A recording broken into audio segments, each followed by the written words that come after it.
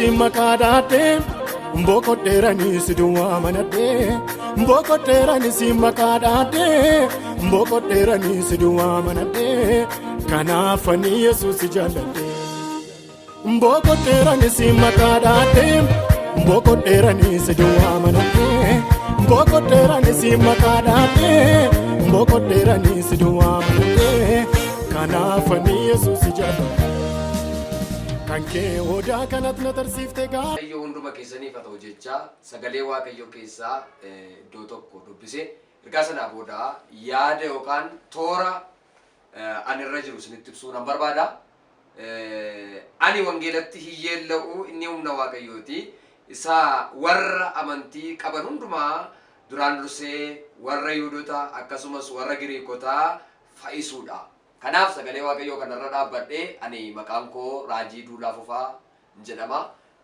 Waldaa kiristaanaa jaalala waaqayyoon labsituu abbaa mul'ataa fi hundeessaa waldichaati. Haa ta'u malee as keessatti waan tokko dubbadhee kan inni barbaadu chaanaalii yookaan yuutuubii keenya TV jaalalaa kan jedhu irratti sagalee waaqayyoo dubbachuudhaan barsiisuudhaan fayyina garaagaraa gochuudhaan faarfannaadhaan kallattii garaagaraadhaan hojii waaqayyoo hojjechuudhaa fi murteeffannee warra kaane keessaa nus nama tokkodha. Haa ta'u malee waldaan keenya hojii garaagaraa hojjechuudhaan hojii fayyinaa kallattii garaagaraadhaan sagalee waaqayyootiin nama geeddaruudhaan lubbuu hedduu gara waaqayyootti fiduudhaan utuma waaqayyoo bal'isaa akka jirru ni yaadatama. Kanas ta'ee waldaan kiristaanaa jaalala waaqayyoo labsituu magaalaa Naqamtee ganda Duwwaa 7 keessatti kan argamtu hojii gurguddaa isheen hojjette keessatti amma sadarkaa lubbuu yookaan miseensa waldaa kiristaanaa jaalala waaqayyoo labsituu keessatti amma kan waaqessaa jiranii yoo xinnaate lubbuu 8,500dha.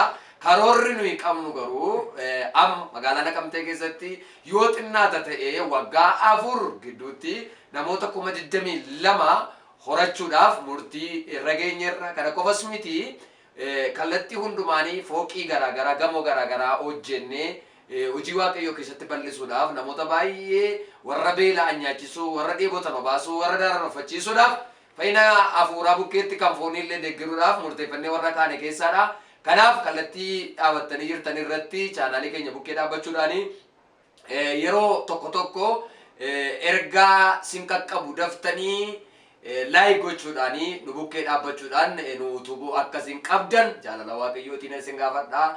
Bara keessan jireenya keessan waaqayyo eebbisu tajaajila keenya yeroo hundumaa hordofaa isiniin jedha. Kabajamtoota maamiltoota keenya tol ani maqaan koo Fayyisaa Muusaa jedhama.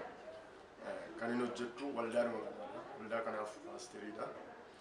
Waaqayyo hojii guddaa lafa kana irratti hojjeteera. Wangeelli lallabameera. Hidhaan nama hundumaa hiikameera. Haa ta'u iyyuu malee gara duraatti baay'ee fiigaa jira. Dabalaa jira. Iyyuu malee gara fuulduraatti hojii guddaa hojjechuudhaaf harka waaqayyoo nu faana ta'ee hidhaan nukkubaa gaaffiin kamiyyuu hiikamaa jira. Addanatti godina garaagaraarraa biyya garaagaraarraa namni dhufee fayyaa jira. Waaqayyo nu gargaaraa jira. Dhuga baatii hedduun guyyaadhaa guyyaatti toora qabatee geggeeffamaa jira.